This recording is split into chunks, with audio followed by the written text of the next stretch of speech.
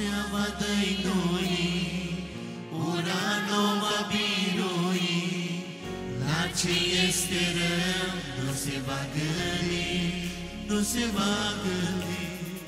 Dragostea nu va înceta, va acoperi greșeala, veșnic ea va rămânea.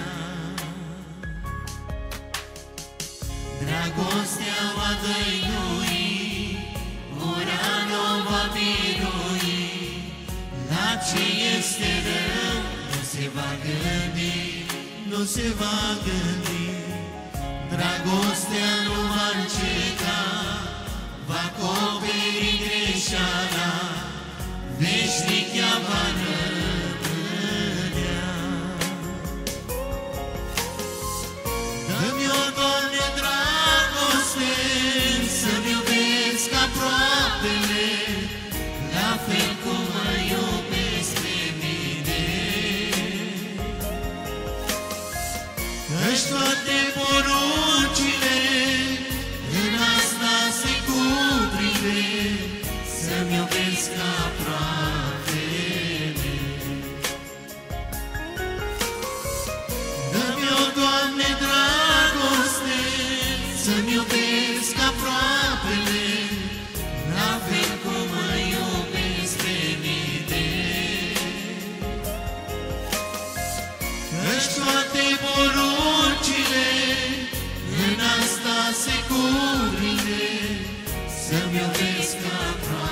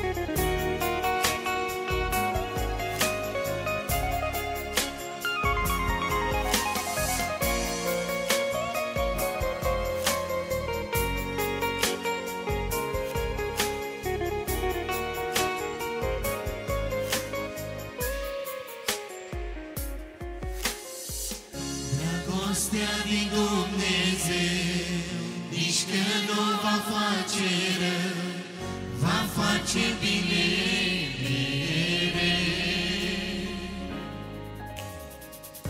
Încercată de va fi, mereu va îngădui, totul ea va suferi.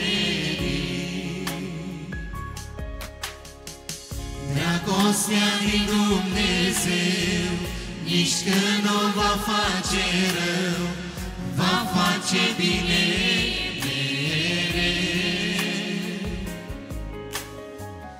Încercată de va fi, mereu va îngădui, totul ea va suferi. Dă-mi-o, Doamne, dragoste, să-mi iubesc aproapele, la fel cum mă iubesc pe mine.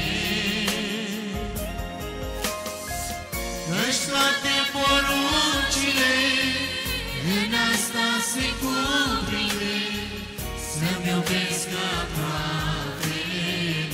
Cu toată adunarea.